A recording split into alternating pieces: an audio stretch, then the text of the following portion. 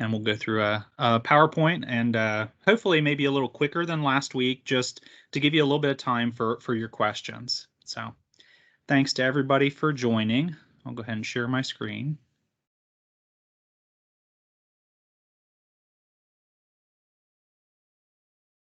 All right.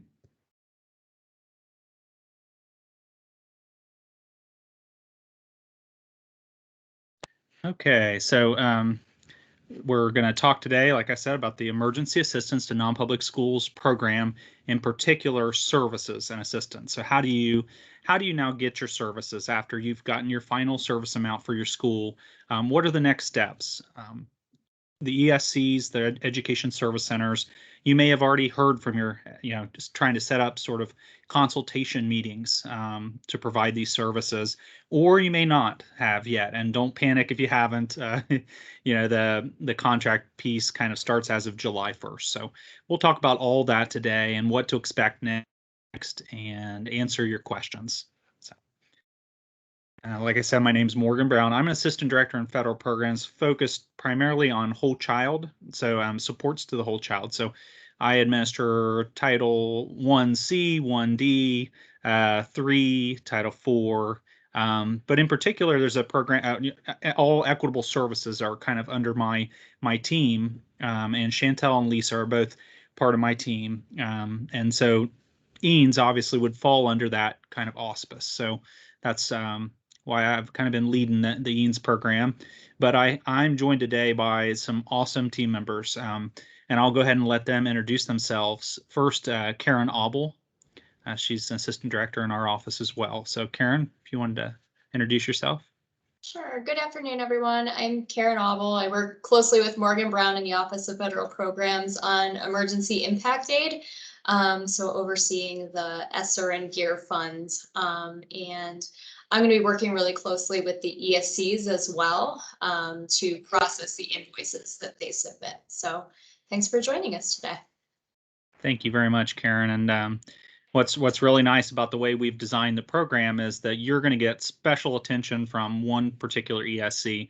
If the state were administering this by itself, you might not get that individualized attention. And Karen and her team are going to be supporting the ESC and submitting their invoices to the state to get reimbursed for services and assistance. And we'll talk more about that later. So thank you, Karen. Next, I'll introduce Chantel Carter. Thank you, Morgan. Good afternoon, everyone. I am Chantel Carter, and I'm the Nonpublic Equitable Services Ombudsman for the state of Ohio. My primary responsibility is to support the provision of equitable services, and normally I do that with the title grants. So Title I, Title IIA, Title III, and Title IV. I've supported equitable services through the ESSER fund, and now will continue to provide support through the EANS program. I'll provide support to non-public schools as you navigate the EANS service process, and can also answer questions the ESCs may have regarding the consultation process. Thank you all for being here. Thank you very much, Chantel. And Chantel, I'm sure many of you have already worked with Chantel in a lot of capacities, and she's awesome and great to work with, and she'll be more than willing to help you guys. So I'd also like to introduce Lisa Hutkins, who supports Chantel in a lot of ways. So Lisa, if you could. Sure. Hi, my name's Lisa Hutkins. I'm an education program specialist in the Office of Federal Programs, which means I support a group of fantastic districts in Western Ohio. And I also work with the Title IV program. And as Morgan said, help Chantel with non-public equitable services in the EANS program as needed. Thanks, everyone. Yeah, and Lisa and Chantel have both been on our EANS at education.ohio.gov, our inbox for the EANS program. So you may have gotten some follow-up emails from them as well. And that's another way to get a hold of us. We do have our email addresses here on this slide, so you would be able to get those at the end of this session as well. And on the right-hand side of the screen, you can see sort of our plan for today. So introductions, we just did. Objectives. So what are we trying to do today? What are our objectives for today? Then we're going to get into an overview of the EANS program, and I'm going to try to make that brief because you've probably read the CCIP notes and you applied, and you obviously know the basics of the EANS program, but I want to give a concise overview kind of our timeline and the steps we took. Then we'll talk about the role of the ESC. This is important because it's good for non-public schools to know what are the other steps that are going to occur and what does the process look like in providing these services. Then we'll talk about consultation. So Chantel specifically we'll talk about what many of you have heard before: timely and meaningful consultation. Right? What does consultation look like in this EANS program? Then I'll get into EANS services and assistance. So what's allowable under the program, and in particular, two big categories: reimbursements and services. And we'll talk about both of those and the allowable uses. Then we'll go through the invoice process just briefly. That's the process for the ESCs to submit to the department your requests for services and assistance. So we'll talk about what they will go through and the timeline and that kind of stuff. And then just additional requirements that are more applicable for the ESC, but that you'll need to obviously provide documentation of your expenditures. So just so you know all the requirements of the program. And then we'll get into a question and answer. And we do have some pre-selected questions that we get a lot in our inbox. So we'll go over those first and then open the floor for additional questions. So again, objectives today: summarize the program, but in particular, define the role of the ESC in the service process and describe the steps that are taken to actually provide these services to your school. And then identify additional requirements and any next steps that you'd have to, or that you would be expecting from the ESC, and then answer your questions. So at first, I'll just give a brief overview. So EANS was a part of the CRRSA Act, or the Coronavirus Response and Relief Supplemental Appropriations Act. This was passed on December 27th, 2020, and it was kind of the second round of emergency funding. So if you guys remember, there was CARES Act, CRRSA Act, and then there's an ARP Act after this one. So we're kind of in that second round of funding. And it's specifically under the Governor's Emergency Education Relief Fund, which is a fund where the governor has some discretion on how they support the state. Now, the EANS program is a specific line item in the GEAR fund, and it's called the Emergency Assistance to Non-Public Schools Program. And there are some very specific requirements for how it is implemented. So our state has set up a kind of a complex process. I'm sure you've seen, but it's to meet a lot of the requirements of this program. In terms of the purpose, it's very important that everyone knows what are the purpose of these funds, and it is to provide services or assistance to eligible non-public schools to address the impact that coronavirus has had and continues to have on non-public school students and teachers in the state. Why is this important? Because something might fall into an allowable use category. Maybe you do want to fund a teacher, right? But is it to address learning loss or remote or hybrid learning? Can it fit into something, and is it in response to COVID-19? So through all the allowable uses that you are thinking about, and services you're thinking about, and that you're consulting with your ESC to perhaps provide through the EANS program, a common thread through all of those should be that the purpose is to address the impact that COVID has had and continues to have on the school students and teachers. So that's an important thing that will come up again probably in consultation as you're looking at expenses. Just a little bit more on an overview, and it's kind of a timeline. So on February 5th, Governor DeWine submitted a signed certification and agreement, and that's kind of the first step, kind of starts the clock on EANS services. So Ohio received a total of about $154,896,274. And the Ohio Department of Education is responsible for administering the EANS program. And that February 5th date kind of set in motion a number of dates. So we had to have an application out the door within 30 days. And we met with the Non-Public Advisory Council and stakeholders, and we developed an application. And in March, that the non-public schools were able to apply for the EANS program. And there are hyperlinks here to our CCIP notes that kind of go through our timeline of when we did different steps in this process. So in March, the non-public schools applied. And in May, we were able to take that data on low-income students in the school, on enrollment, and on the impact of COVID-19.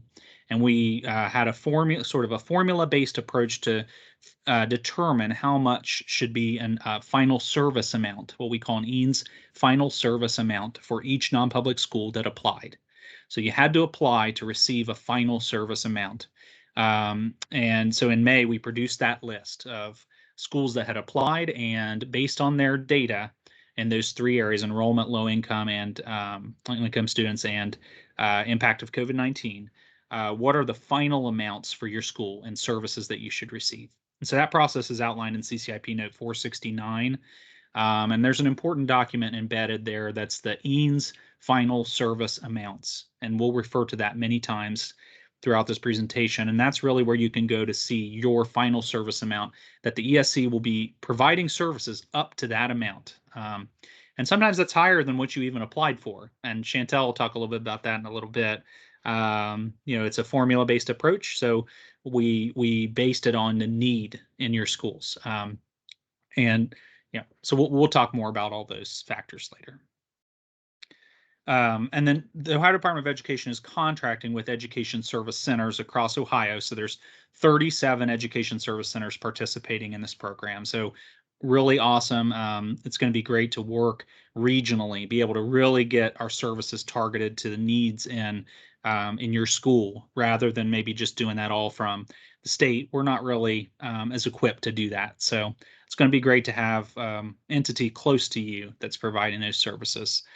And we also, just a final note too on the overview, we adjusted our final service amounts. So if you looked at the list in May, we had to make adjustments in June for a number of reasons, but the main reason is some schools dropped out if they took PPP, which is another program through the Small Business Administration. There's a provision of EANS that says you can't receive PPP on or after December 27th, 2020.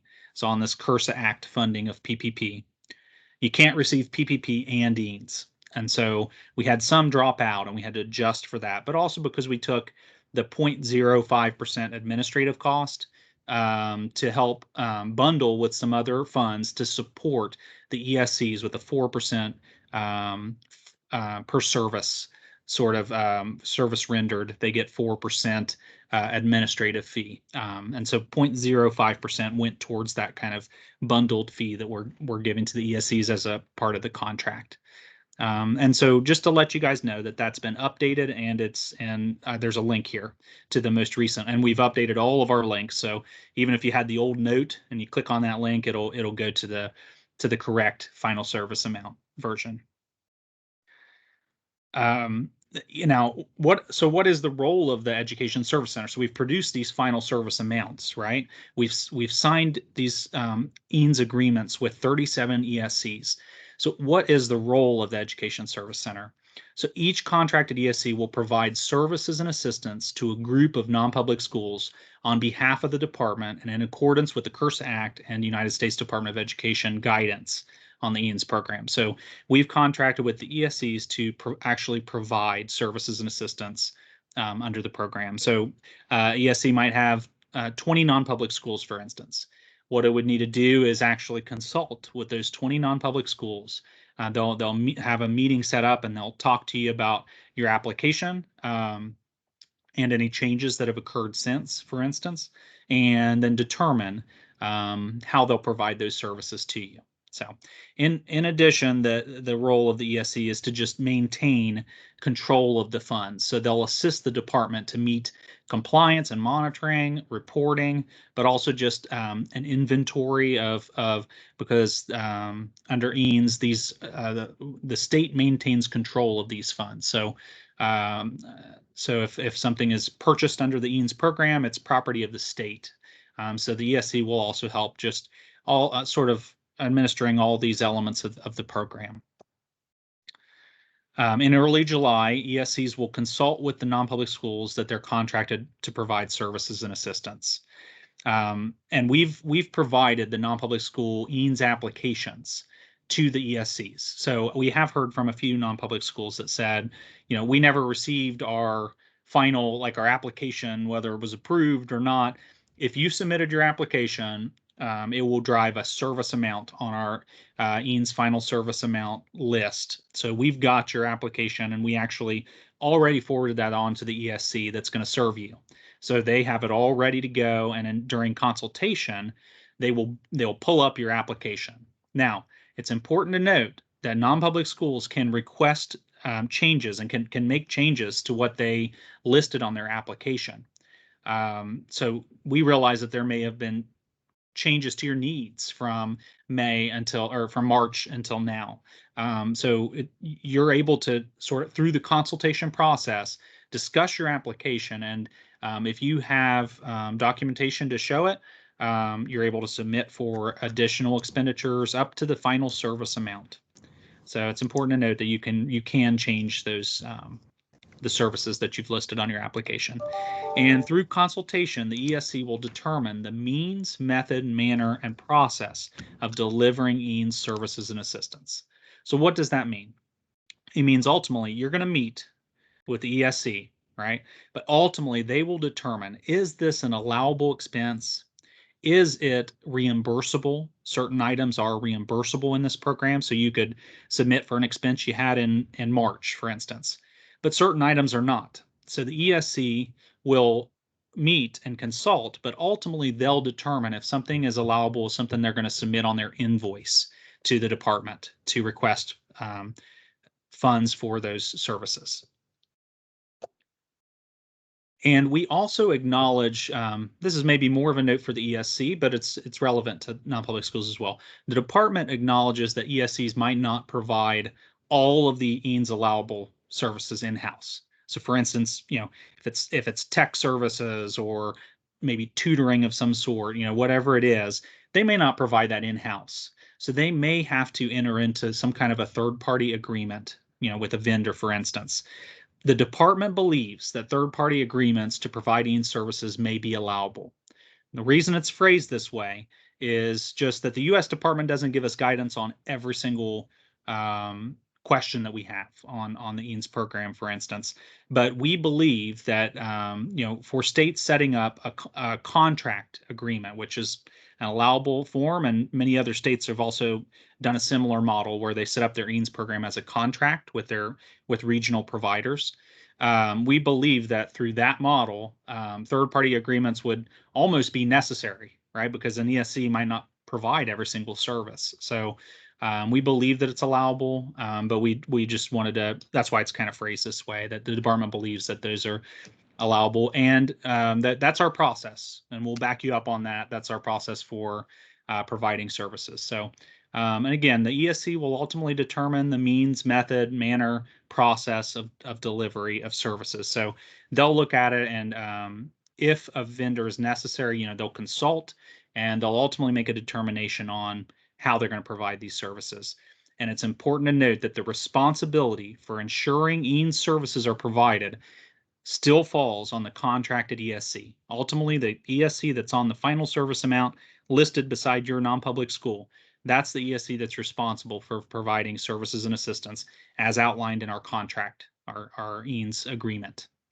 So, and then it's just kind of restated here at the bottom, the ESC must provide EANS services and assistance equal to the final service amount for each non-public school for which it's been contracted to provide services by September 30th of 2023.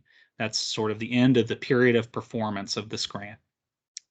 The services rendered must not exceed the EANS final service amount for the school. So it should be the final, at the end of this period of performance, they should have rendered services in the amount of your final service amount for your school. And at this point, I'll turn it over to Chantel to talk a little bit about consultation. Thanks, Morgan. Yeah. So it is always easy to talk about consultation with non-public school principals because it's a process that you are actively engaged with all of the time with your public district partners. With ESCs, this is a new process for them. They don't typically consult with non-public schools. Maybe they're a service provider for your auxiliary services, but this is kind of a new way in looking at consultation. So consultation is the cornerstone of the provision of equitable services. It's going to be that open dialogue between your non-public schools and the ESCs. And we know that consultation should be timely, meaningful, and ongoing throughout the span of the EANS program. And during this time, there will be a good deal of relationship building during the consultation process. You're going to be working with this same provider, like Morgan said, over the period of now until September 2023. So hopefully your ESCs have already started to reach out. We do know that the contracts officially start on July 1st. So like Morgan said, they could be reaching out very shortly if they have not already. And the first thing that they're going to really discuss with you is looking at the assurances in your application to make sure that you're still eligible to receive services under the EANS program. So this includes being a nonprofit school, and it also includes that provision that Morgan mentioned earlier, that you did not participate in the second round of the PPP. There were quite a few non-public schools who at the time our EANS application was due hadn't heard back from the Small Business Administration on whether or not they actually received the second round. So our advice was go ahead and submit your EANS application. And some of those schools that received the PPP contacted us, and that was part of the revision that Morgan mentioned earlier. But I imagine not every school did that. So if you did receive the second round of PPP, that's something that you're going to want to cover right up front, because it would make you ineligible to receive any EANS services. After they've established that you are still eligible to receive these services, the next thing that they're going to be looking at is the requested services that you've asked for in your application. And we know, and Morgan has already mentioned, that there can be changes from what you request in that application to now. One of the big areas that I think there will be changes is when the EANS application window was open, we knew that improvements to ventilation systems were an allowable EANS activity.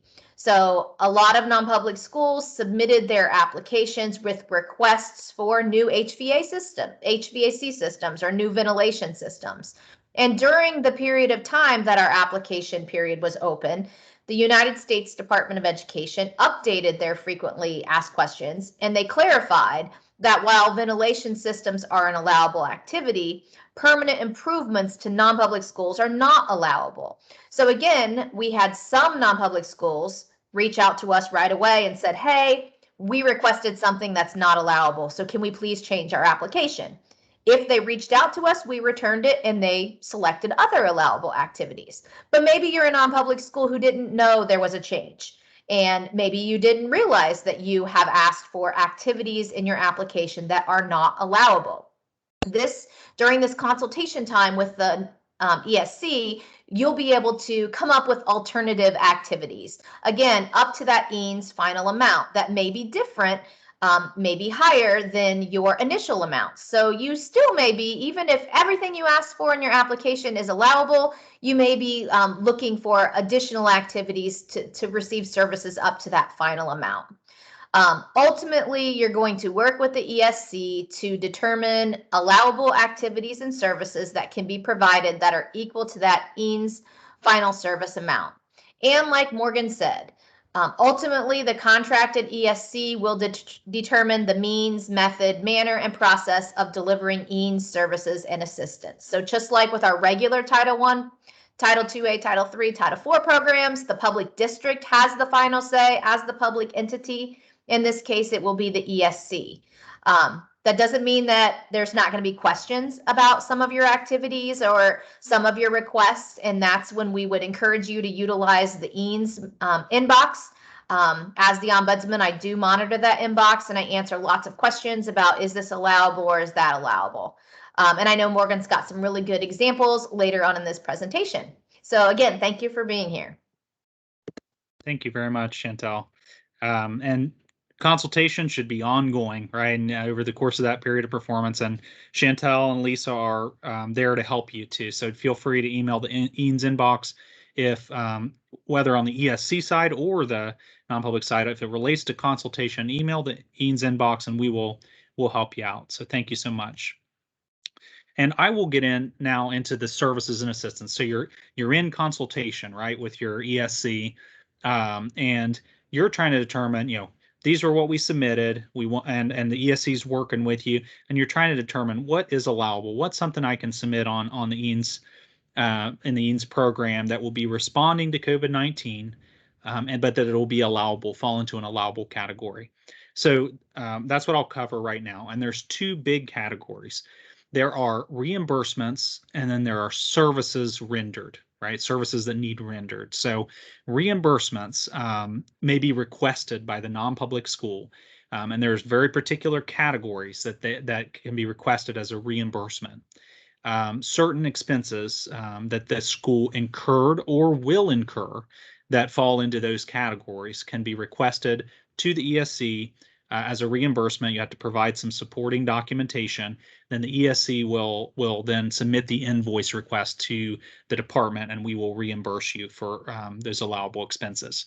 So what types of expenses can be submitted? So reimbursed only for expenses that the school incurred on or after March 13th, 2020 to prevent, prepare for, and respond to COVID-19, and that have not already been reimbursed with federal funds, including PPP.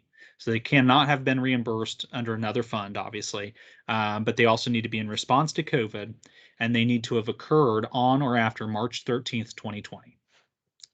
And they're very particular expense categories. And if there's a common theme, and you can see them on the screen right now, if there's a common theme, I would say that these are generally kind of tangible items. So supplies to sanitize, disinfect, and clean school facilities, personal protective equipment, physical barriers for social distancing, other materials, supplies, or equipment recommended by the CDC for reopening schools and to maintain health and safety, expanding capacity for coronavirus testing.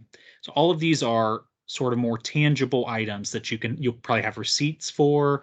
If it's a future expense, you'll have a PO or something that shows that you're going to be purchasing these items, and you can submit those as well. And another category here, educational technology. So this one, I think we'll see a lot in this category. It's kind of a broad category that many expenses could fall in. A note that I would make here is it still needs to be in response to COVID-19. So it's educational technology that's helping you respond to COVID-19. Leasing sites or spaces to ensure social distancing, right? So not necessarily leasing a site to expand your enrollment or do something kind of outside of COVID-19. But if you leased a modular unit or something similar to ensure social distancing, that can be reimbursed. And then also reasonable transportation costs. So what does reasonable mean? It could differ from school to school. If you're in a really geographically dispersed area, but a lot of kids that needed to, maybe have staggered bus schedules, and you had to pay for another vehicle or to lease another vehicle, that would be an example of something that would be considered a reasonable transportation cost. And you'll want to, through consultation, discuss that with your ESC and determine, what kind of costs could be provided there. And then you'll also probably have to have something like mileage logs or some kind of documentation for all of these, really for all of these reimbursable items. But there's a common theme. It's kind of tangible items, and you'll want to refer back to this list as you're in this consultation process. And the ESC should have kind of a list of these on hand as you're discussing. And then there's a second big category. So those are reimbursable expenses, kind of tangible items. But then some services and assistance are not reimbursable. They're allowable, but they must be rendered, services rendered. And these EANS services must be provided by the ESC or by a third-party provider. And it's from July 1st, 2021 until the end of the period of performance, September 30th, 2023. Okay, so those start on the date of the contract. And again, for all of these services, the ESC will determine the means, method, manner, and process for delivering the services. So you may have some insight into that, maybe you have an approved vendor list, and you'd like it a certain way. And that's great. Should occur in consultation. And ultimately, though, the ESC will determine the means and method, manner of service delivery. What are some of the services that ESCs are that are allowable, but they may not be reimbursed, that the ESC has to provide the service itself? So examples are improvements to ventilation systems, including windows, except for portable air purification systems, which may be reimbursed. So this is portable air purification systems. It's kind of more of a tangible item, right? Something that can be repossessed at the end of the period, because this is all these items are state-owned, right? Just like they would be under a title program, you'd have the public agency controlling the funds. Same here, but ESCs and the state. So portable air purification systems may be reimbursed, but improvements to ventilation systems, so repairing windows, repairing HVAC units, is allowable, but it's a service that needs to be provided. It can't be reimbursed. So if it happened before July 1st, unfortunately, that cannot be covered, because in this category, the services have to be rendered by the ESC or a third-party provider. So improvements to ventilation systems, staff training and professional development on sanitization, use of PPE, and minimizing spread of COVID-19, developing instructional plans, including curriculum development for remote or hybrid learning or to address learning loss. Okay, so maybe you have learning loss that is going to be a factor in the next few years, and you want to redesign your curriculum and improve, have maybe a hybrid learning model. You could have pay for services by the ESC to develop your curriculum to do that, right? But you could not charge it if you already incurred a cost prior to July 1st. These are not reimbursable items, so it has to be a service by the ESC. This is a big one. So initiating and maintaining education and support services or assistance for remote or hybrid learning or to address learning loss. So maintaining education and support services, that's pretty broad, right? That could be teachers, it could be mental health professionals, it could be support to ensure attendance. If it's anything that's related to remote or hybrid learning or to address learning loss, those kind of services could be provided by the ESC. You just have to work it out through consultation, what that looks like. They may not be reimbursed. Okay, so in general, most staff would fall into this category. So initiating and maintaining education and support services. That also means that in general, staff are not reimbursable. So if you hired another person on your staff, on your non-public school staff prior to July 1st, unfortunately, it's not reimbursable. So it has to be for a service from July 1st forward. And then at the bottom here, any expenses reimbursed through a loan guaranteed under the PPP. So you cannot reimburse for something guaranteed through the PPP. And again, all this category rendered by the ESC or a third-party provider. And so I know I went through that very quickly. We do have some questions and answers on some of these topics that kind of get into the nitty-gritty of these allowable use categories. And you can always email us too if you have particular questions. And the ESCs are being trained on this as well, and we'll be, through that consultation process working with you.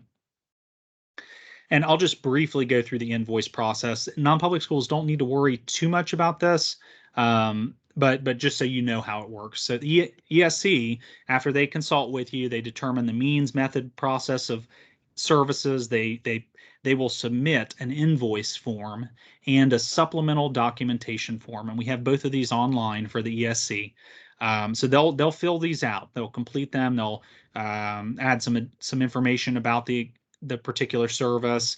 If necessary, they'll log any serial numbers for education technology, for instance, and they have a number of supporting pieces that they'll ask for in that consultation, and they'll submit the invoice form and the support documentation form to the state through fiscal.management@education.ohio.gov. So this is for the ESCs. You guys do not need to submit anything.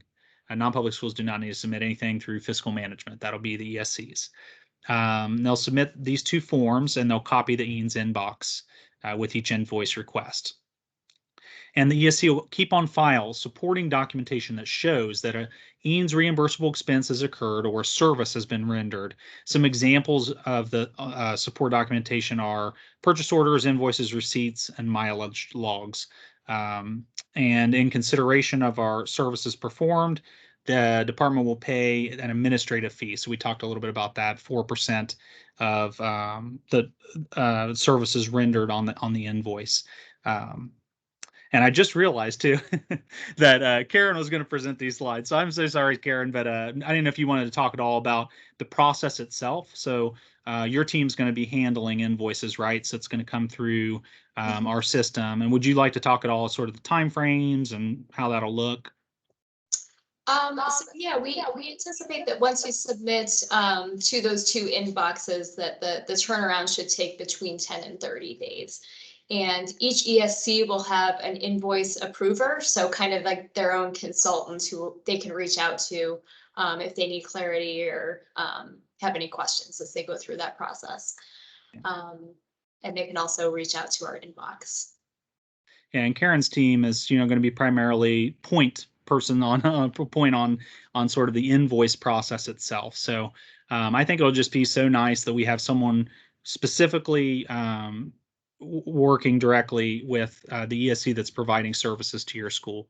So we hope that it'll be closer to 10 days for invoice. The way it was described to us was, if it's everything is in on time and all the documentation is there and goes through all the steps, it will take closer to 10 days than 30 days. But if there are anything that is not provided correctly on the forms, then it may take a little bit longer. But I think Karen and her team will be there to assist throughout that process.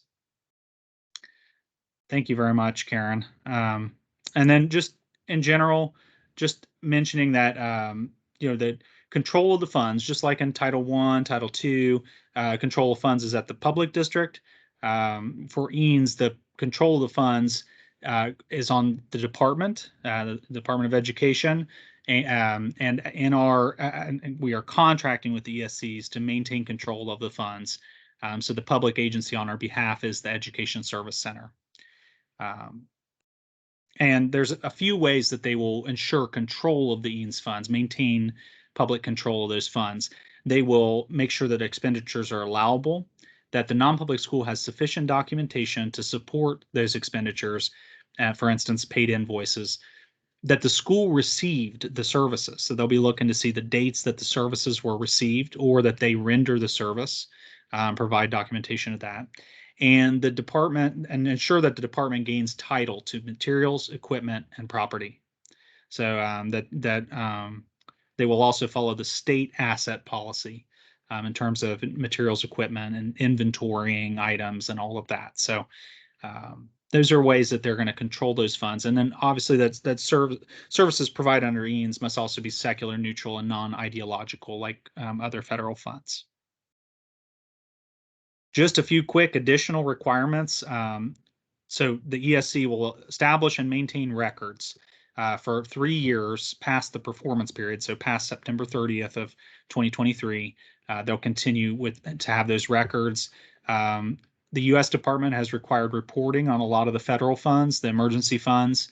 So we just put some acknowledgments in our EANS agreement that that the ESC should be prepared to provide the department promptly with any records or documents related to the EANS services and the EANS program, just so that we can meet all of our reporting requirements. Similarly, monitoring. So if we were to have to monitor something down the road, although this is a contract and we're contracting for particular services to be provided by the Education Service Center. So, but the U.S. Department may have some form of monitoring down the road that they want us to administer. And so the next thing we'll get into and kind of try to get through these kind of core questions first and then open it up to the floor. But in general, I would say EANS questions, we have two main documents, support documents that will be very helpful to non-public schools, but also to ESCs. First one is the frequently asked questions document, and there's a link to it in this slide. But if you're looking at, okay, are we still eligible for the program? Or, I have a question about whether we have a pre-K, we have a pre-K program, are we still eligible? Well, that's an answer that's in this frequently asked question. Anything related to the application process, to eligibility, and also to allowable uses of these funds will be in the EANS frequently asked questions. My guess, non-public schools would likely, this would be their source document, their primary document to kind of, if you had questions, you'd go here first. Whereas ESCs, maybe their first document would be the Service and Assistance Guide, the second document here. It's really more focused on the process of consultation and delivery of the services. So for ESCs, they may focus a little bit more on the second guide, but you are able to access both. And all of our resources, we're kind of making them public to everybody so that it's a very clear process. And I'll get into just a few of the EANS questions that we get a lot through the inbox. So the first couple are about PPP. And so non-public schools that received a PPP loan prior to December 27, 2020. So prior to CURSA Act funding, maybe through the CARES Act, for instance. If a non-public school received PPP loan prior to December 27th, are they eligible to receive services under EANS? Yes. So you can have received PPP funding in the first round of PPP and still apply for EANS. But can a non-public school receive EANS services if it applied for and received PPP funding on or after December 27, 2020? No. So in order to be eligible to receive EANS services, there is actually an assurance in there that you when you completed your application that you did not receive PPP funding on or after December 27, 2020. Now, as Chantel mentioned, maybe you hadn't heard back yet, so we advised you to go ahead and apply. But the ESC will be asking about the assurances, making sure that that still applies when you go through your consultation process. So I just noted these here because I feel like this will probably come up in your consultation process, and so you'll just want to refer to this. That ESC will likely ask it just like this. So did the non-public school apply for and receive PPP funding on or after December 27th, 2020. So if you applied for and received funding on or after December 27th, you would not be eligible for the EANS program, and you would want to let them know at the beginning of that process. May a non-public school receive reimbursement for COVID-related expenses? Yes, so we talked about this. There's two main categories, reimbursement and services rendered. So a non-public school may request reimbursement for expenses it's incurred or will occur. This says for most allowable services. I would say for services that are more tangible in nature, that are in that list that we had earlier. A non-public school may be reimbursed only for expenses that are incurred on or after March 13th to prevent, prepare for, and respond to COVID-19, and that have not already been reimbursed with federal funds, including PPP. And also important to note that reimbursements under EANS do not make a non-public school a recipient of federal financial assistance. So just like title funds, we're not sending funds directly to a non-public school. We are, even if it's reimbursed, it is still considered maintained by the state. So maintaining the control of the funds, and the property and title is with the department. What is the earliest date that an ESC can provide EANS services? So direct services may be rendered as of July 1st. So Chantel mentioned that maybe some of you have not heard yet from your ESC. Don't worry, they'll be reaching out soon, but the contract effective date is July 1st. So that could be why. Now, some may have reached out earlier. So kind of the reverse scenario where you've done a lot of the prep, but services, the invoice can't be submitted until after July 1st, because that's the starting point of the grant of the program. This is a really good question. This came from an ESC. So can IT staffing or other specialists be outsourced if the ESC cannot supply? And does the ESC have to work directly with the sourcing vendors to oversee their work? So this is kind of that third-party agreement. So let's say IT staffing, it's not provided by that ESC. Can it be outsourced, or can it be a third-party provider that provides that service? Yes, the department believes that the ESC may establish an agreement with a third-party provider. It's important to note that the ESC contracted to provide services to the non-public school, determines the means, method, and manner and process of EANS services, and is ultimately responsible for ensuring that those services are provided. Okay, so on the contract, the ones that have been contracted, the ESC has the responsibility to ensure that those services are provided. But they may use a third-party provider if necessary for particular services. Just a few more questions. This one's on, we thought that staff questions would come up. So may EANS funds be used to pay the salaries of non-public school teachers or other staff? No. So as an existing staff member and it's a normal payroll, like you've expanded that staff and it's part of the payroll, that would not be allowable because the public agency must control funds for services or assistance provided to non-public school students and teachers under EANS. So instead, what Ohio is doing is the Ohio Department of Education is contracting with the ESCs to provide these services. So on behalf of ODE, the ESC may contract with a non-public school directly.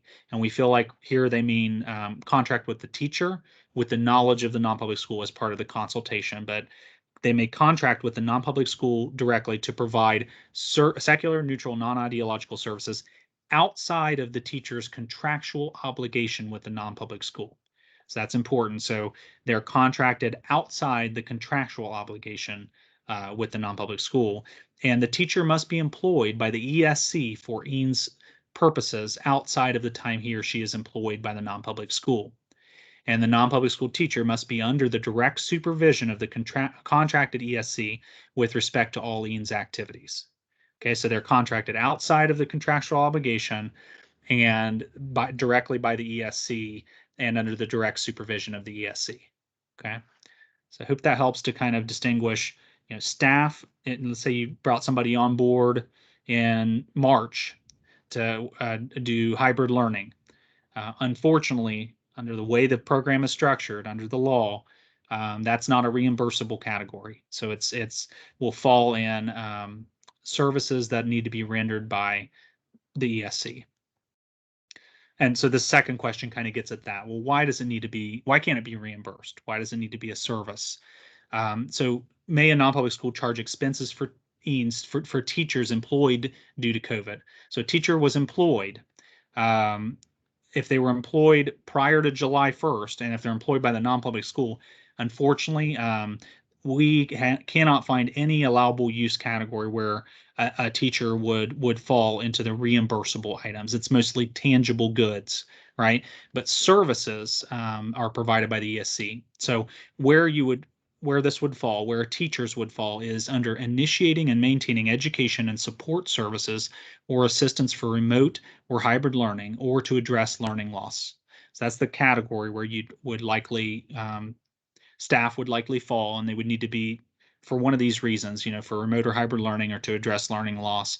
And then the rest here just generally says that, let's say they fall in that category and you're going to submit it, the ESC is going to submit on an invoice, it'll need to be as a service from the ESC and under the direct supervision of the contracted ESC outside of the non-public school's contractual obligation. So I hope that helps around sort of staff questions. And last question we have, and then we'll open up the floor, is are permanent improvements to ventilation systems, such as HVAC systems or new windows, allowable under EANS? No, and you can see the particular provisions of the law if you go to this link. It tells you kind of why.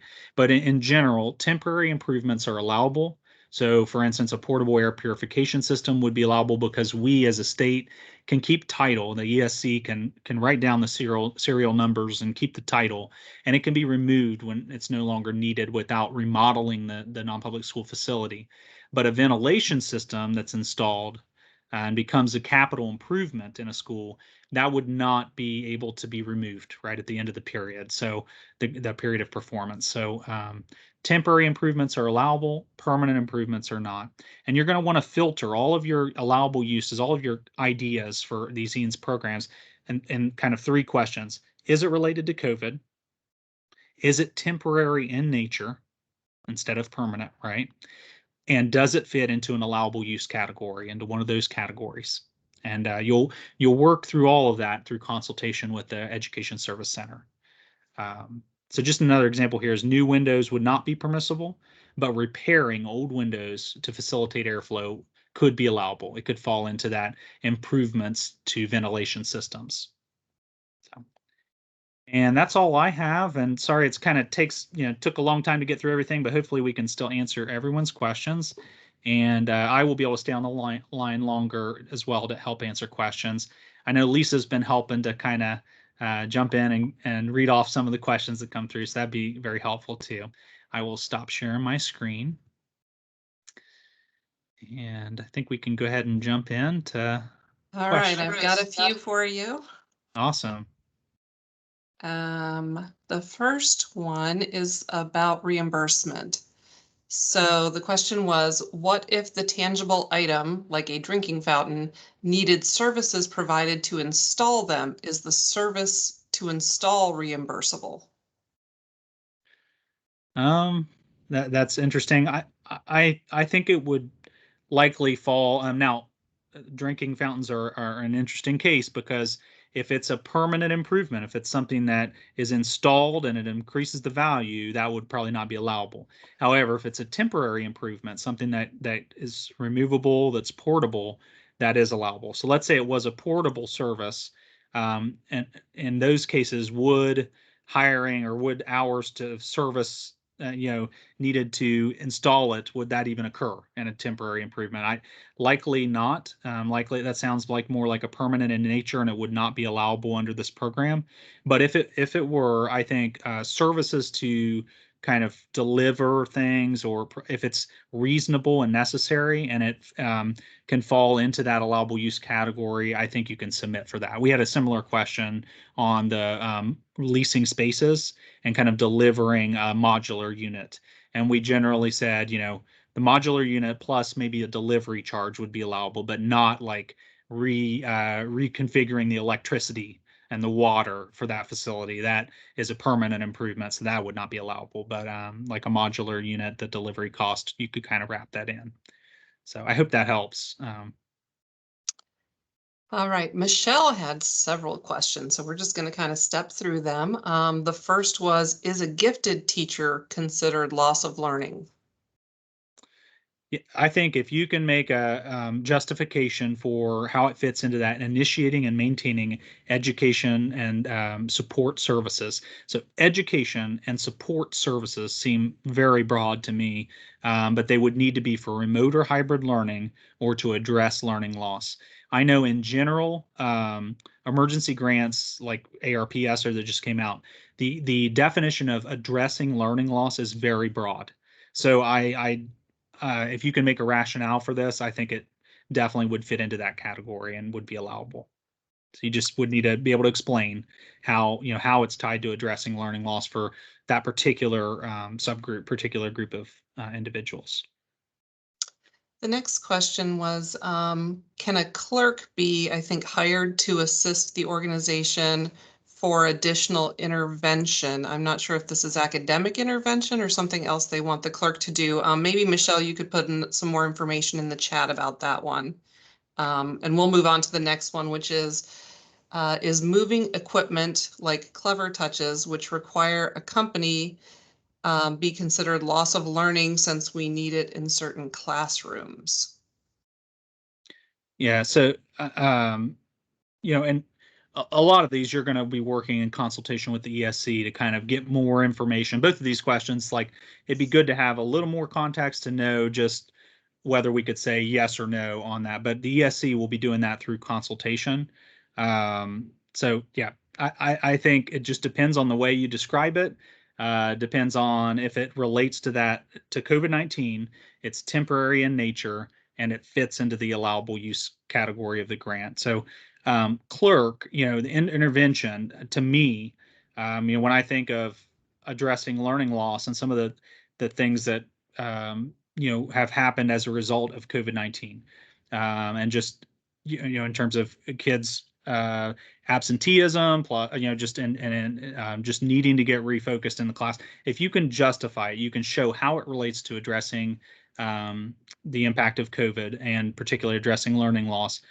I think the ESC will likely submit that on for an invoice request. So, and they will have to specify which line item, which of the 16 allowable uses this falls into on their invoice request. So it's kind of another layer of check that when they're submitting that, so they're going to request, how do you think this fits into the allowable use categories? So I hope that helps, and just know that you won't be alone. The ESC is going through this with you, and you're going to work on these allowable use categories. And you can always email us if you need a more formal response on some of these as well. Let's see. Next one was, well, let's get this one for Michelle too. This one's a little more concrete. Can modular units for social distancing be reimbursed for last year? Yes, back to March 13th of 2020. So that's the earliest date that they could be reimbursed, the date that the pandemic was declared. But yes, that's a reimbursable category. Now it has to be to ensure social distancing. So if they were, for another purpose or something, it wouldn't be allowable. But if they were to ensure social distancing, then the cost of leasing those modular units would be allowable and be reimbursable. And the process for that, just it's kind of, people are probably conceptually trying to think, how does that work? You would talk about that in consultation. You would provide documentation during consultation, and then the ESC will submit the invoice with the supporting documentation form to the state. And then we will reimburse within 30 days, 10 to 30 days. Will be reimbursed to the ESC, and they will provide that to the non-public school. So I hope that helps kind of conceptually too, to think of how that'll work. Awesome. Okay. TK asks if we wanted a reading tutor and let's say a smart board to help aid learning loss, would this seem to be allowable? So they would probably fall into different categories. So the reading tutor would probably fall into initiating and maintaining education and support services for remote or hybrid learning, and or to address learning loss. So you'd have to be able to show how it's either supporting a remote or hybrid learning model, or to address loss that's already occurred, for those students. So you just have to be able to, justify that and explain it. Now that is not a reimbursable category. So that means that individual has to be hired by the ESC to provide those services. Okay. And same would go for the intervention. There was a question about the intervention specialist. Same thing. It would need to be, that individual would need to be hired through the ESC, not by the school directly, because any staff related is going to have to be hired through the ESC. We've gotten a lot of questions about staff, and I've yet to see one that would fit into a reimbursable category. So that's an important piece. And then the second piece was on, I think you mentioned a smart board of some sort. So that would fall into educational technology.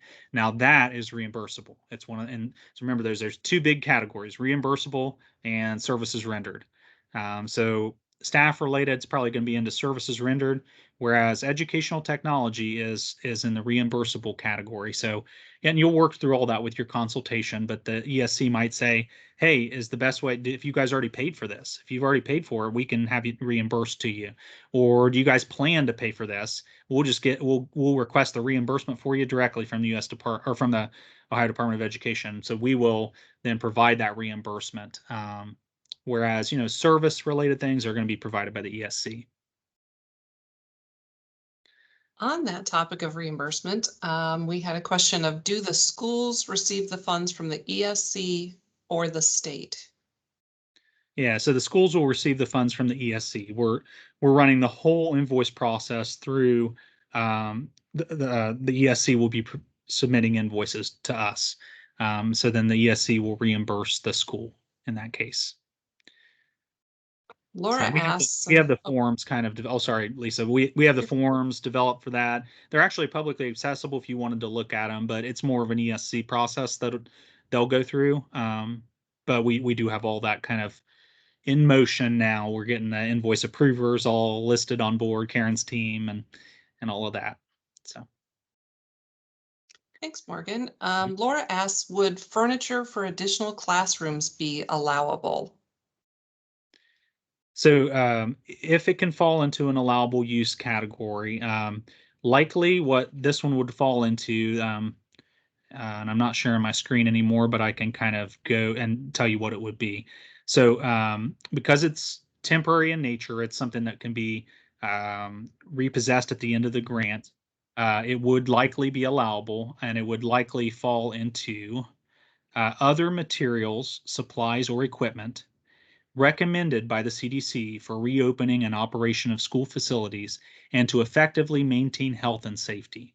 Why would it fall into this category? Because it allows for the social distancing that's required or that's recommended by the CDC in their guidance. So you'll want to be able to tie it back to the guidelines proposed by the CDC. And you maybe want to do that research now as you're preparing for consultation, but likely, and that is a reimbursable category. So if you purchase these like sort of furniture or something like that, it is reimbursable, but you'll just need to be able to tie it to an allowable use category. And conversely, if it's something permanent in nature, it will not be allowable, even if it's recommended by the CDC, like something that would be recommended, but it's a permanent improvement, it would not be allowable under EANS. So anything permanent. So again, your filters are kind of, is it COVID related? Is it temporary in nature and can it be removed at the end of the cycle? And then does it fit into one of these allowable use categories? I think our next question, Morgan, fits right into what you just answered. Would individual storage furniture, for example, cubbies, be allowed? And it even says we were suggested to get them from our health inspectors. Yeah, so again, you'll want to describe those. And so likely if I were in an ESC, I was consulting with you, my next question will be, okay, are these temporary or permanent in nature? So are they built in? If they're built in units, probably not. But if they're removable and they're movable, that would likely be allowable. And especially if you had that, and I would ask for supporting documentation. Does that, recommended by the CDC? And, could you guys have that on file? That kind of thing. And I would request any documentation needed if I were the ESC. So receipts or other items to show that you purchased those items. So I hope that helps. Again, kind of filtering COVID related, temporary in nature. Does it fit into an allowable use category? In relation to one of your slides, someone asked about the allowability of IT personnel. Yeah, so IT personnel would likely fall into a service category, so not into a reimbursable category here. And it would have to fall into, let's see, it's tough. IT services could potentially fall into developing, well, that's in developing instructional plans.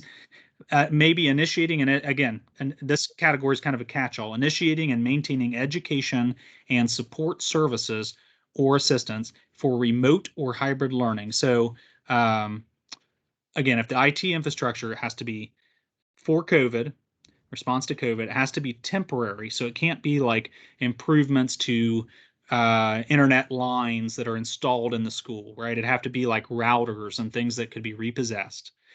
But even that, and in IT services, the services themselves would probably fall under the same item. So initiating and maintaining education and support services for remote or hybrid learning. And that staff would have to be employed by the ESC. So remember, this is not a reimbursable category. So yeah, I would kind of filter again through those three questions, and in particular, any staff related questions, it's going to be this initiating and maintaining education and support services or assistance for remote or hybrid learning or to address learning loss. If you can justify that, it would fall into there, but the ESC would have to provide that service. The next couple of questions are about staff licensure.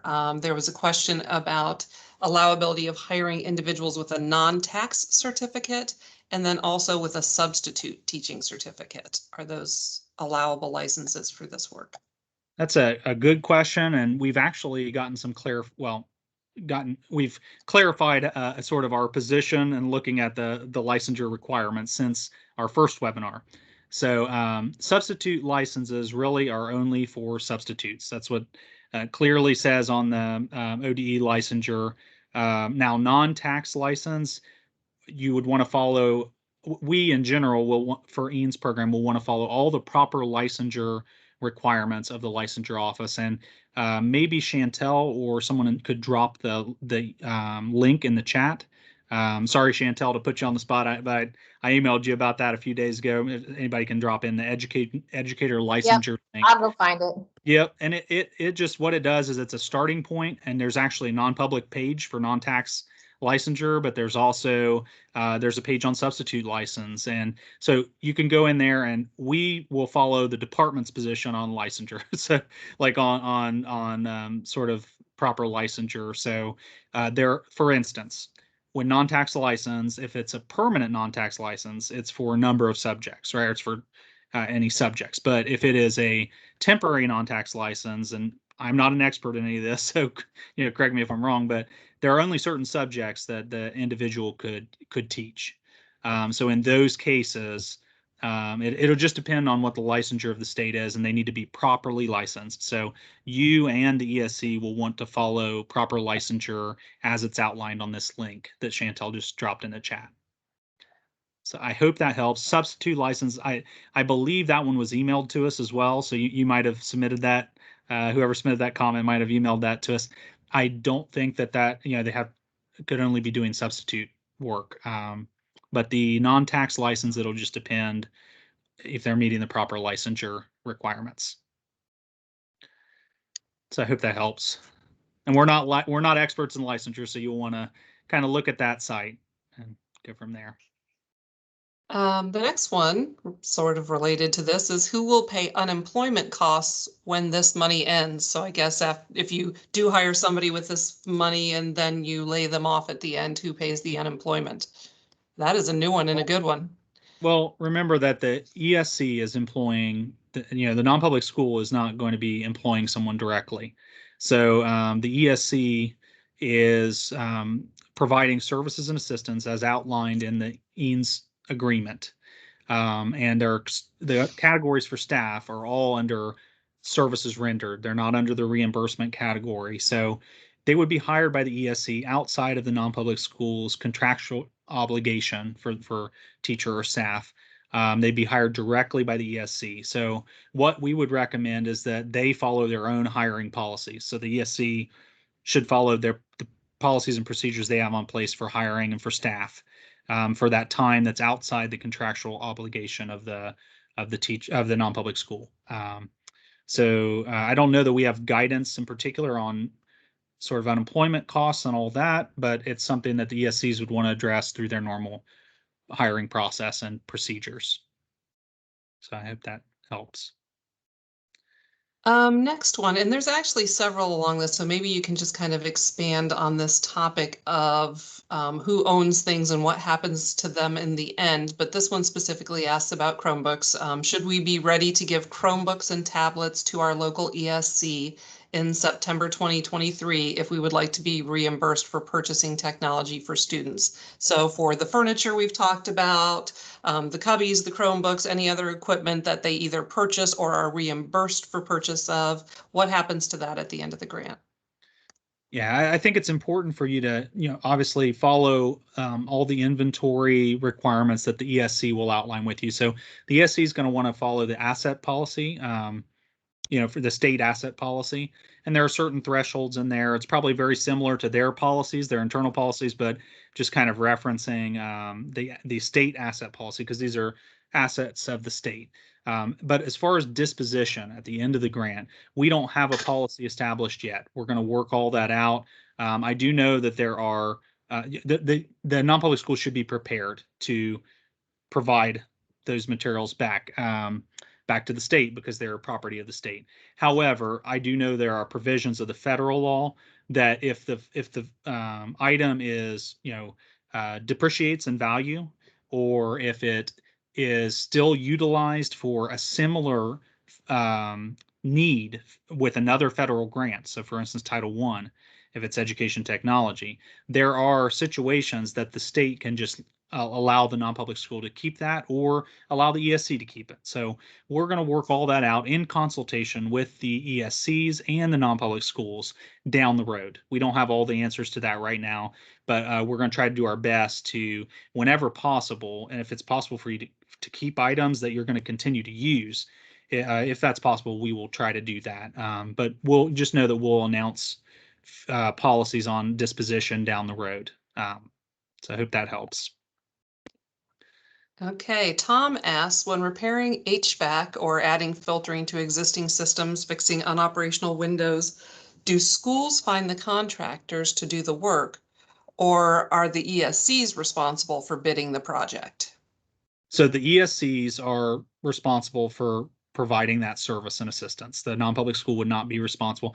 Now, if if the non-public school has a vendor that they use for a particular service, they can mention that in consultation, but ultimately the ESC is responsible for determining the means, method, manner, and process of EANS service delivery.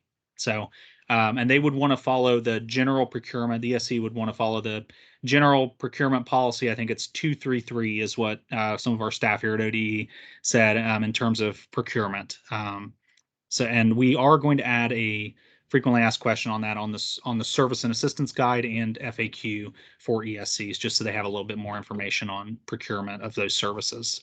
And we'll update it automatically if you just check back in the next week or so. We're going to take kind of all these questions and make sure we do a good inventory of the questions, and anything that we don't have on there already, we will add some updates in the next couple weeks.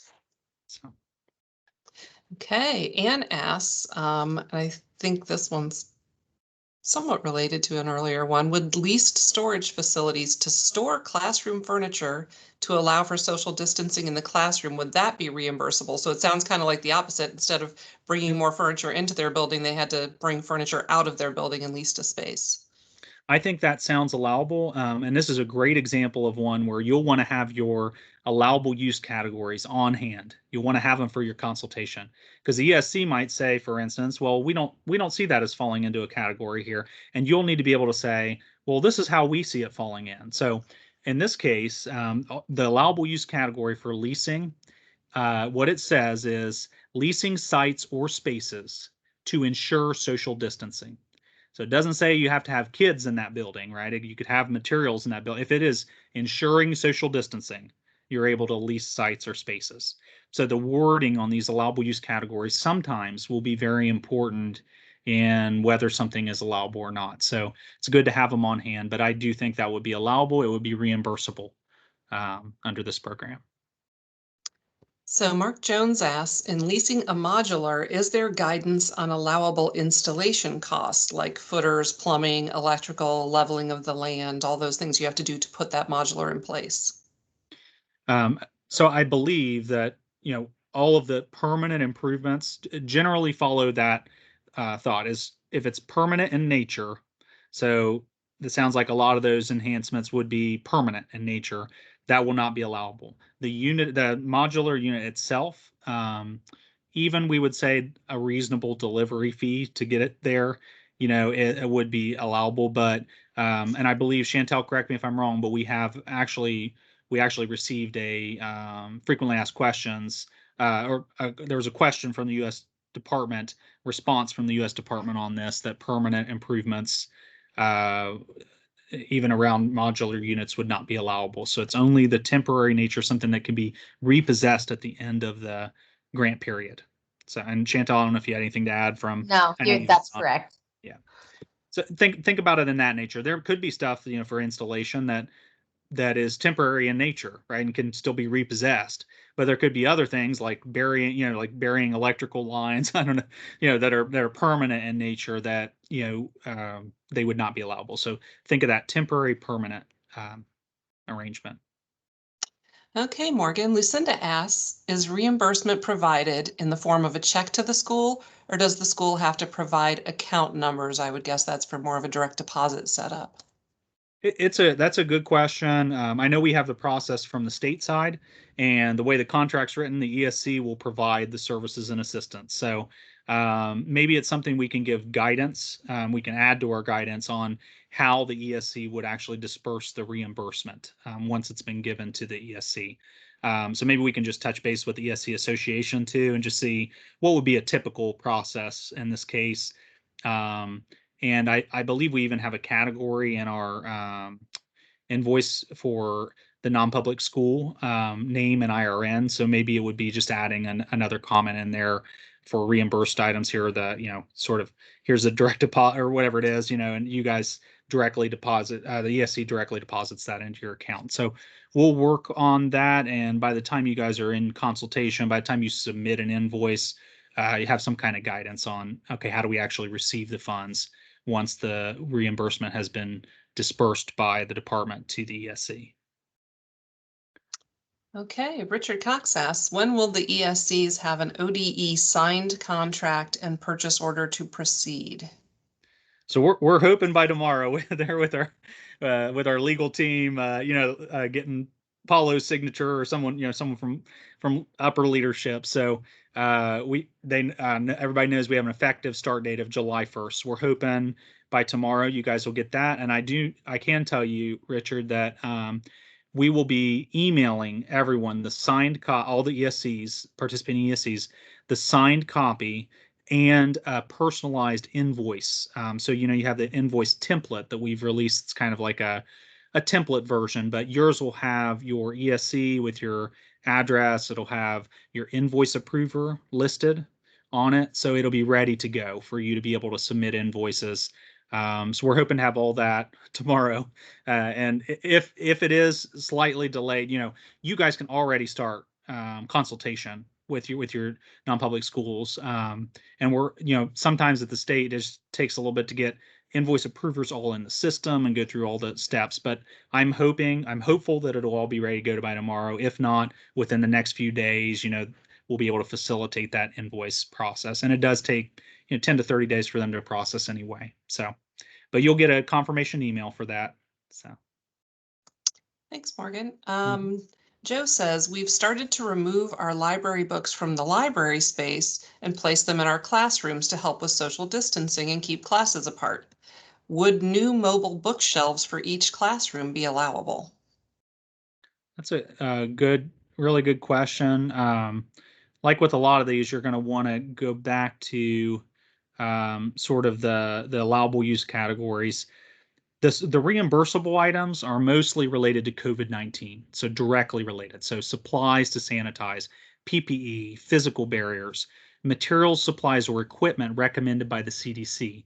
That's maybe an area where you could fit it in as other materials, supplies, or equipment recommended by the CDC.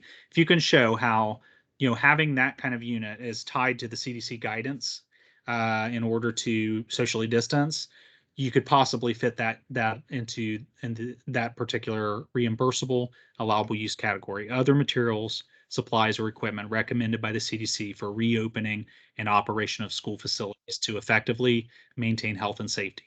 Okay, so that potentially could fall into there. Apart from that, on this allowable use, I don't see any other reimbursable items.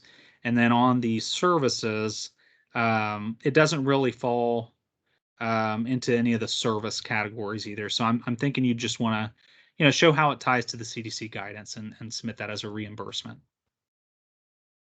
Okay, TK has a tech question. Is Edtech enhancements temporary, or could we keep the materials, for example, smart boards or laptops? So yeah, education technology does fall into a reimbursable item. So we can reimburse you even if you've purchased that already. It does have to be temporary in nature. So certain educational technologies, if it's to upgrade your internet, but it's installing things into your walls, that's not going to be allowable. But routers and that kind of thing would be allowable.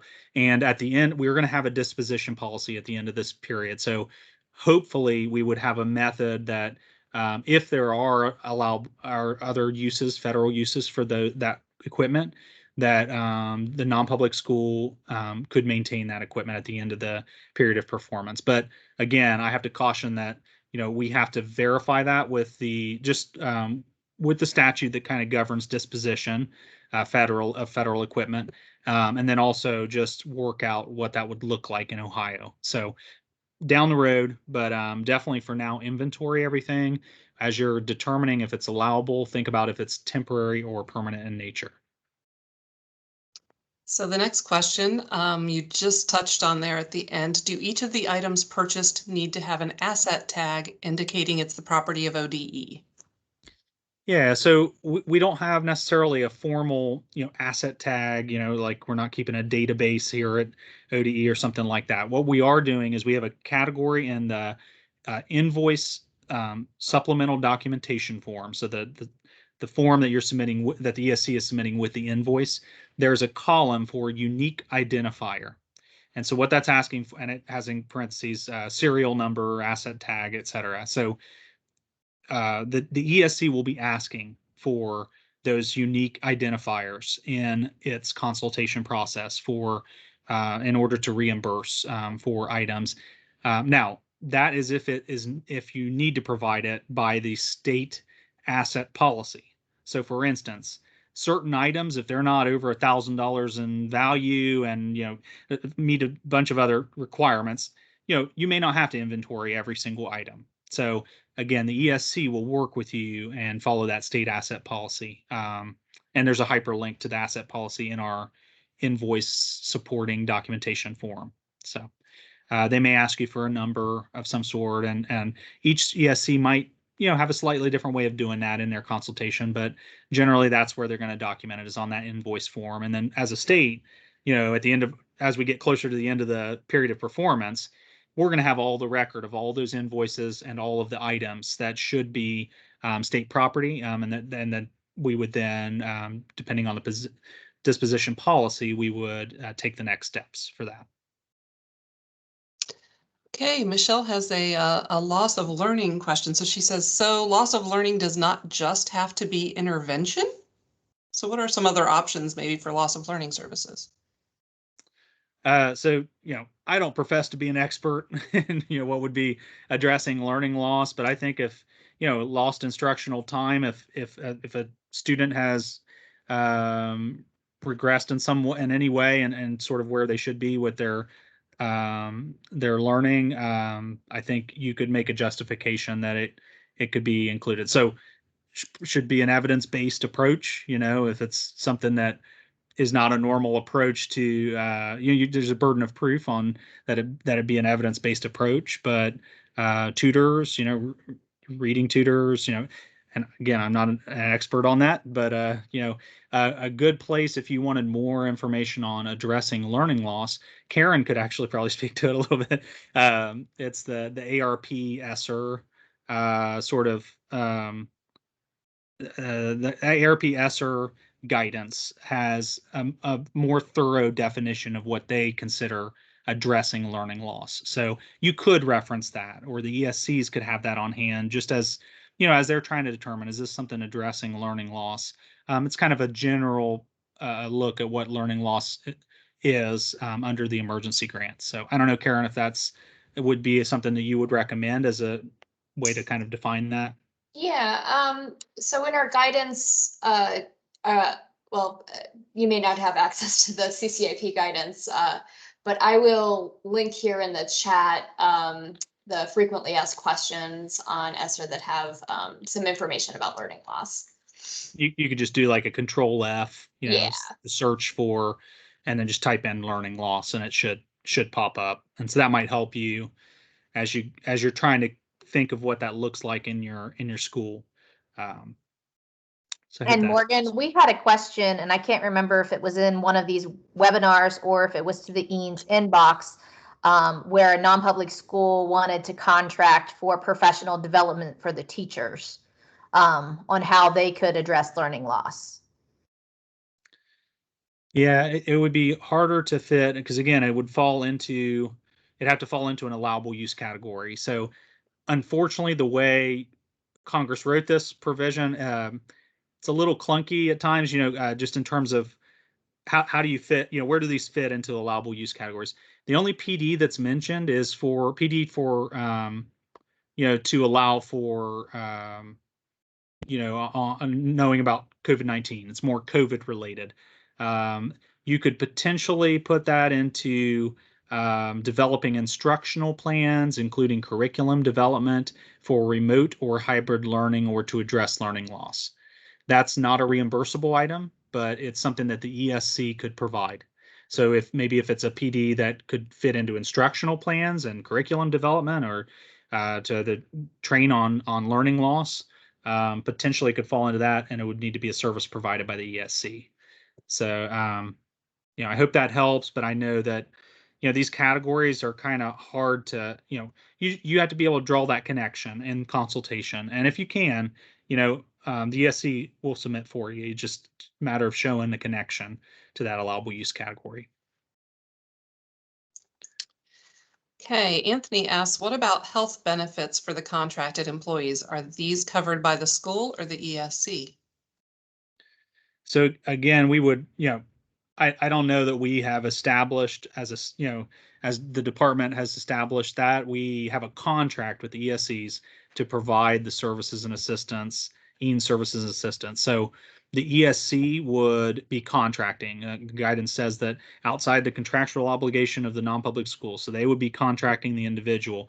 The terms of that contract, there's not any guidance on that from the U.S. Department. We've not provided guidance on that, so I think it would depend. It would be part of the consultation and part of the policies and procedures of the ESC and how they're setting those policies and procedures.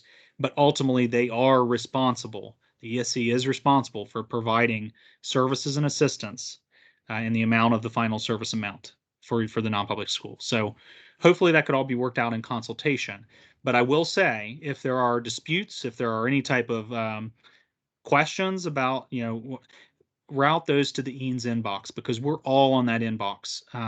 Chantel and Lisa sort of from the consultation side and timely and meaningful consultation. Myself more on allowability and the federal guidance and trying to figure out if it's and then process related as well.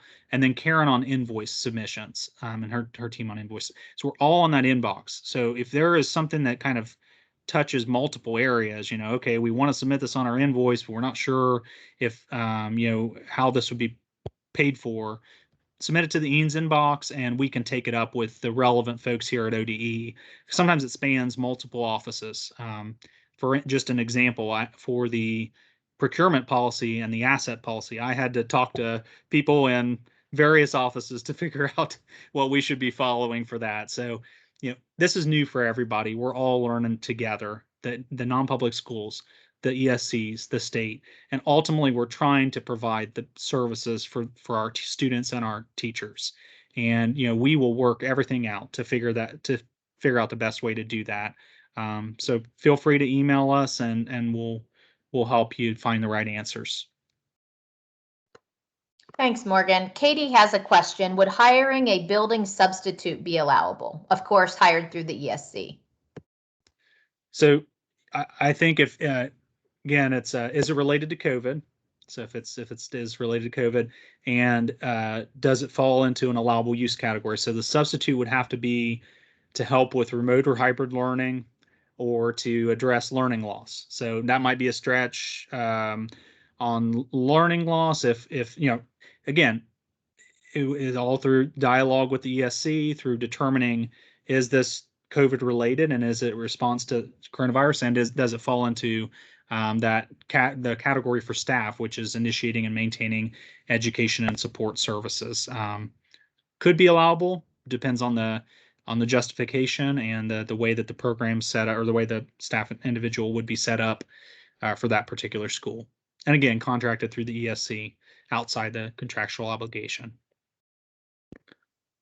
Another one here from Sarah. Is there another fee in addition to the 4% fee for the ESC to process payroll for services?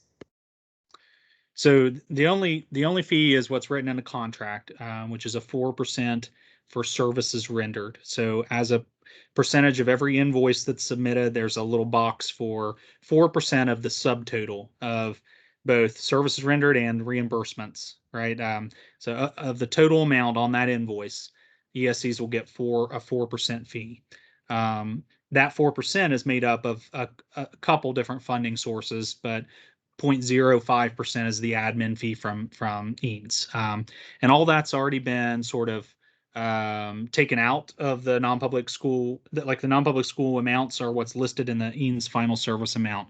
And the ESC has their total amount, their total administrative expense that they would expect if they provide the services up to the service amount of the non-public schools. So everything's on that EANS final service amount document, but I don't believe there's an additional administrative fee or anything out.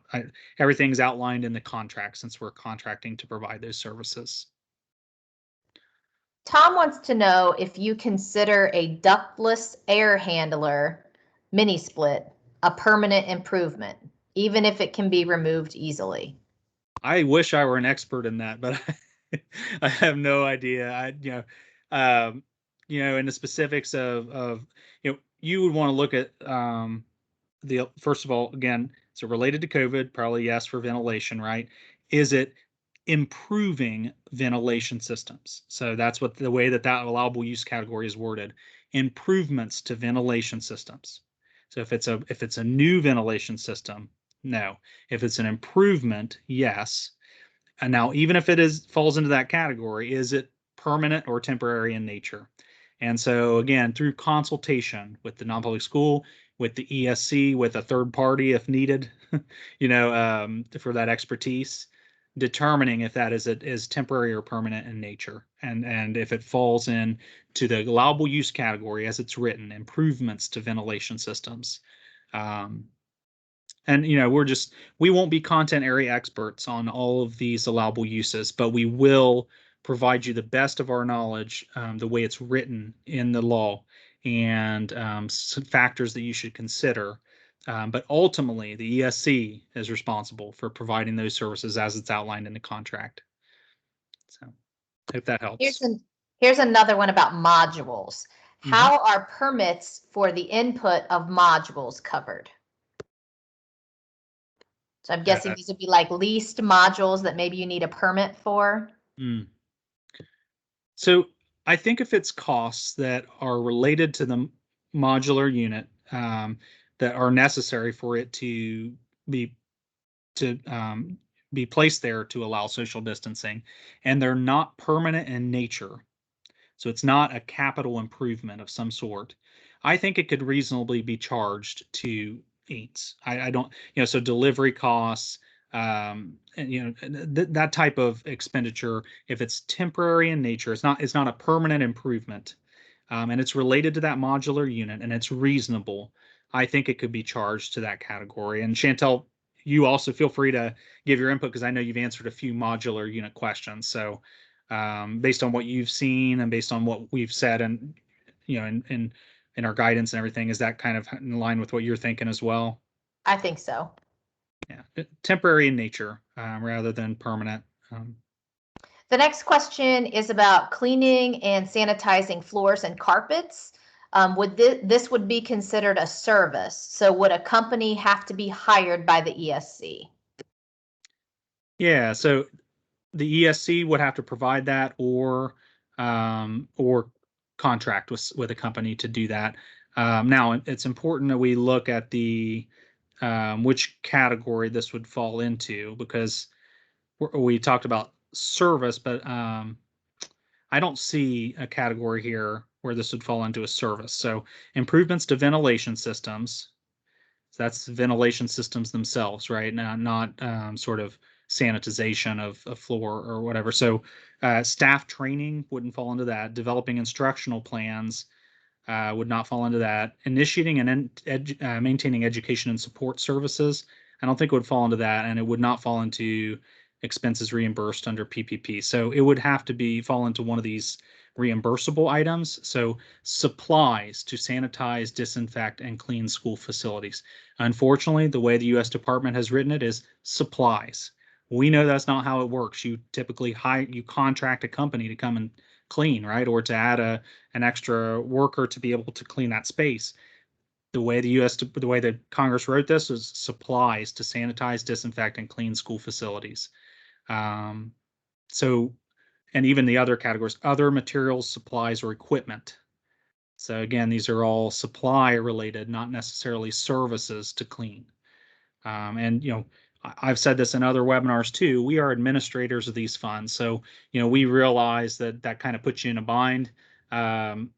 unfortunately, we have to follow the requirements of the program, and administer that on behalf, for the U.S. Department and behalf of the Ohio Department of Education. So, recognizing that that's going to be a little difficult, but maybe there's another way to structure your supports, and maybe you don't charge that, but you charge something else to EANS that is clearly falling into an allowable use category.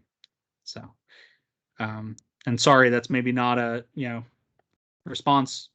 A great response on it, but just kind of start with the allowable use category. Start with those first and figure out how it would fit into those allowable use categories. Morgan, that was the last question that's typed in the chat. Okay.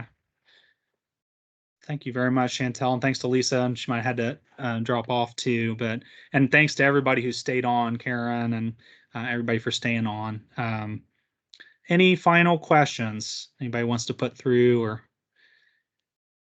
just thanks to everybody for coming on today, and know that this is not like a one-time thing and then we're out of here. It's not like that. We're here to support you. So feel free to submit questions on the EANS inbox. Feel free to just email us directly. Any of us from our email addresses on the website, or on the slides, which you'll get after this. And we will post this recording as well. So hopefully you'll get a link to that as well. Could be on our just on our document library on the CCIP. So thank you all so much for coming. They said, "Is your voice hoarse?" You've been a great help. Yeah, we've done a number of these trainings now, and it's I just am so grateful because I get your feedback and I am then able to find answers to things that we didn't think of, and making sure that we have a process that works for everybody. So, and everybody says thanks. And it looks like Valerie said, if you've already begun contracting with a modular company, would we be able to get reimbursed for that amount, or would we have to be reimbursed? So this is modular units to ensure social distancing is a reimbursable category. So, and reimbursements can either be past or future, right? So you guys, if you've already done it, we can provide you a reimbursement for that. But if you plan to have a modular unit to socially distance further, if it falls in that category, it is allowable, even if it's a future reimbursement. It's the way the U.S. Department's calling it. So, yeah, definitely submit that on during your consultation. You could probably move ahead with that kind of decision, knowing that you can be reimbursed if you get it all done by the time the consultation occurs, or you could wait and get the reimbursement first and then pay it. So either way works if it falls in a reimbursable category. So. All right. Well, thank you all so much, and have a great rest of your day. And we'll post this online. So have a great rest of your day.